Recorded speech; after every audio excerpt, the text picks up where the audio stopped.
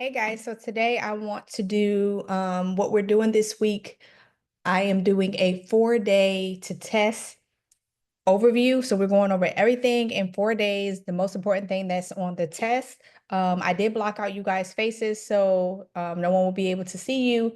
In regards to questions, go ahead and put the questions in the chat. I'll go ahead and answer the questions as we go. But with this, I'm going to be moving pretty fast. I just want to make sure we get the review in since we're going through so much in 4 days.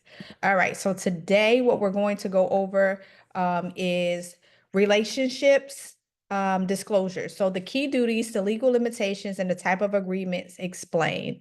All right. So with this, relationships when it comes to Florida brokerage. So one thing you guys need to know, and like I always say when I say these are flashcard questions, this is something that you just have to know. So the Florida brokerage relationships overview.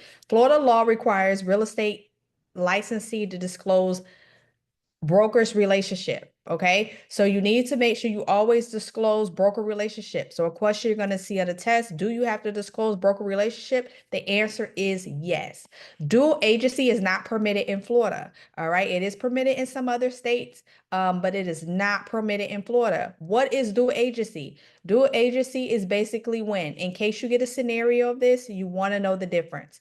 If I am the agent B and I'm agent Tasha and I am representing buyer B and seller A in the same party where I'm doing both sides. That is dual agency. Designated dual agency, if you guys ever hear about that, is when the firm allows you to one agent represent the buyer and another agent represent the seller.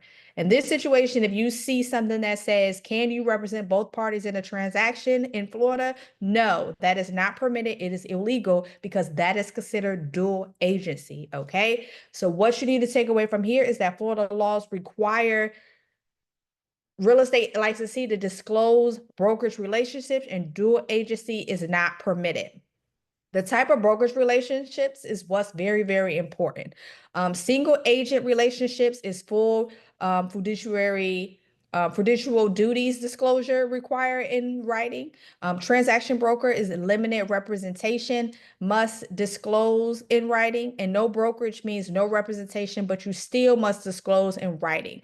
When it comes to what type of brokerage in that Florida has, I want you guys to remember SATNOB. SATNOB, SATNOB. SATNOB is what you want to remember anytime we're talking about type of brokerage relationship. Why? Because SAT is single agent, T is for transaction broker, and NOB, NOB is for no brokerage. All right. So if you're an acronym person or you're big and know how I'm big on acronyms, this is something that you guys want to know. So single agency, full duties. All right. That is full entirely. You disclose everything in writing. It's required to be in writing. Transaction broker, on the other hand, is limited representation. So you will see a question on the test that lists all of them and even lists one that's not even one of these three and says which one is limited representation. You automatically need to know that that is going to be transaction broker. All right. Another thing is, what is more common in Florida? It is transaction broker. All right. So that is what you need to know. Transaction broker is more common in Florida. Transaction broker is the limited representation. If they say, what is the full duties? What is the full representation? That is single, and single disclose required in writing. Disclosures require writing. However, no brokerage relationship is no representation, but you still need to disclose duties. You still need to disclose material facts. Okay. So SAT-NOB is what you guys want to remember. The default relationship and prohibits of dual agency. So default relationship is always what? Transaction broker. All right. The dual agency is representative of both parties, and that is illegal in Florida. It's not illegal, period. If you guys get a license in North Carolina, you will see that that happens often.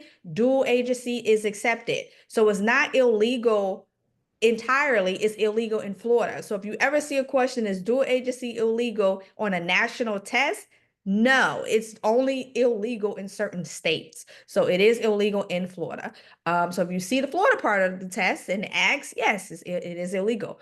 Only single agents acts as fiduciary duties. I say fiduciary duties. I say fiduciary duties.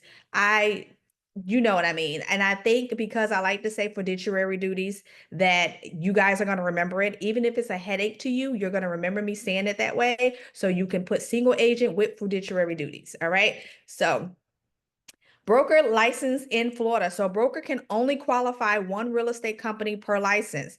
A broker can apply to multiple license for a different company. So as long as they get permission, as long as like if a licensee or somebody get permission from their broker, they can go ahead and have multiple. Or like a broker, for example, a broker can be a broker of ABC Realty, but they also could be a broker of CBS Realty. I know when I first started, I have a real estate firm and I am in over 15 states. And I know when I first started in one particular state, it was a broker that was already a broker in that state. And so she kept her business in that state, but then she also became our broker at that time too. So she had two. She was representing Rawls as a firm, and she was the broker of another firm as well. So yes, it is common.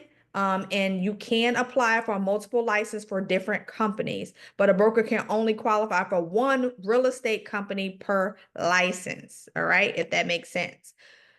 All right.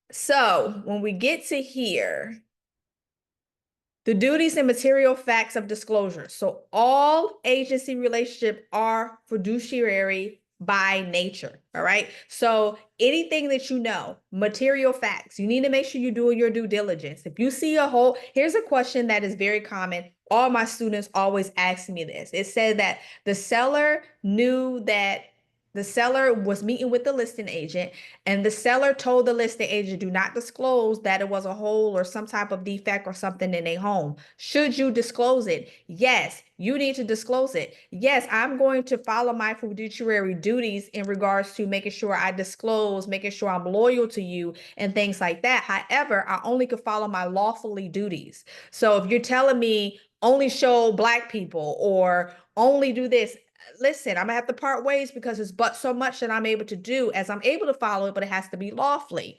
So when you get a question and you see the question like that and it says seller asks them not to say anything, what should the agent do? The agent has to disclose. Why? Because you have to disclose all material facts, regardless if you know about the material fact. If you're walking around and your seller say, I don't know nothing about it, but you clearly see a hole in the wall, you need to do your due diligence to figure out what it was, and you need to disclose it. So all relationships are that by nature. All right. Licensee must disclose material facts, property defects to all parties. Okay. So quick plug, cram tests right now, $69.99. If you need all the questions, pretty much it's going to be on the test and what you need to know to pass. You definitely want to go ahead and purchase that.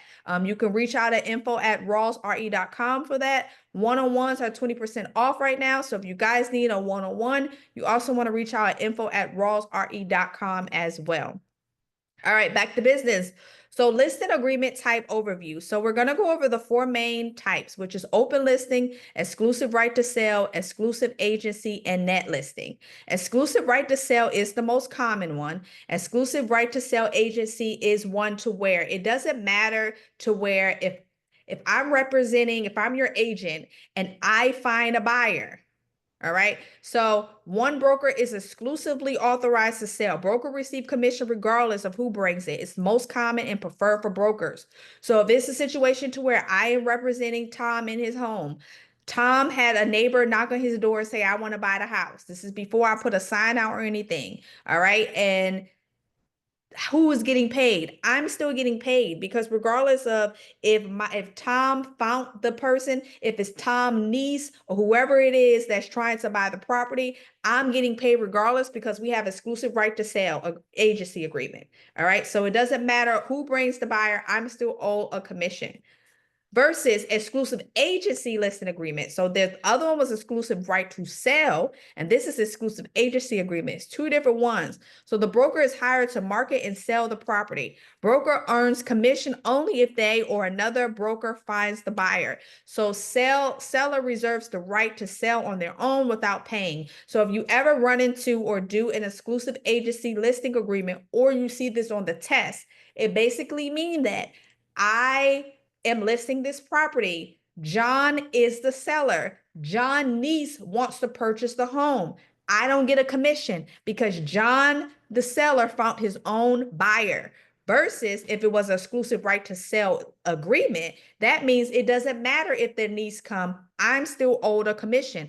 I'm still a part of bringing that willing and able buyer versus John, the owner, brought the willing and neighbor buyer, so I'm not getting paid. So this is the reason to why you never want to, I'm not going to say a dum-dum, but you never want to be in the situation to say, let me just do exclusive agency. Why? Go ahead and do exclusive right to sell. Your firm may not allow you to do exclusive agency. Some may be open to it, but why not go ahead and do this and have that relationship and get paid regardless because you're doing the same work. You still put the money out for marketing. You still, looking at paperwork and things like that. So why cut yourself short? But that is the difference between it. So no, exclusive right to sell and exclusive agency, you know the difference between them because you are going to get a question on the test. Net listing agreement. So seller sets a minimum acceptable price. Brokers keep the amount above that price. This is legal in Florida, but must be avoided for overreaching or taking unfair advantage. This is considered unethical and illegal in other states. I like to give examples so you guys know. A prime example, in North Carolina, this right here is unethical and it is illegal. In Florida, however, this is legal. So when you see something on a national test that says, in general, is this illegal? No, it's not. It's illegal in some states. But on a Florida test, if they're asking you if this is legal, if it come up, and it's only like, I hear here and there where students tell me that these agreements come up in regards to net listing. So I just want to make sure you're prepared if you get that test. So if it asks if it's legal in Florida, yes, it is legal in Florida. An example of what this is, because some people need examples in order to see. I see you, Sarah. I'm giving you an example now. So an example of this would basically be, I am listing this property, and with listing this property, I say, you tell me, don't go ahead and set a commission. Don't set a commission. You said, as long as I make $50,000, I'm good. This home right here actually end up netting $75,000. So I know all I got to give to her is 50 and I keep the rest. Or this home actually net 150,000. She said all she wanted was 50. So I'm going to give her 50 and I'm going to keep 100. Now you can see how that's unfair. You don't have to bring up the conversation and say, hey, we're getting 150 and I'm only giving you 50, right? No, you give them the 50, you keep the 100.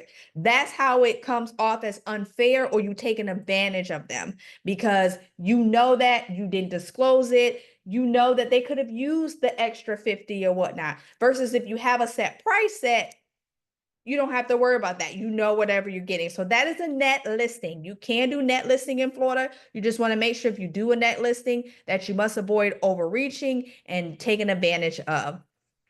Disclosures of property defects. So Florida law requires licensee to disclose all material defects, including issues like roof, electrical, plumbing, structure, protect buyers and prevent future disputes. So regardless if your seller tell you not to say anything, you see I'm saying that again, you still need to disclose. You need to disclose all material facts. If you're unsure, disclose it. All right. Anything and sometimes people think if it says roof, plumbing, electrical, structure, it doesn't have that. I just see a wire hanging or a wet spot. You still want to disclose it. Doesn't matter what it is, disclose it. All right. So this is the end of this chapter. I want you guys to reach out if you have any questions. Make sure net listings, the difference of exclusive agency, the difference of exclusive right to sell, all right, and what you can and cannot do and what is legal and what's not legal. Make sure you guys remember SATNOB, SATNOB. So when it comes to what type of brokerage relationships, it is single agent, transaction broker, no brokerage relationship. Which one is limited representation, guys? Transaction broker. What is the default in Florida? Transaction broker. Who gets the full duties? Single agent, all right? And what is a no brokerage where you're not representing, no representation, but you still disclose? That is a no brokerage relationship, all right? Good job, guys. So I'm going to stop this. We're going to go ahead and go to the other one. Let me stop this recording. I'm gonna answer any questions that you may have. Give me 1 second with this.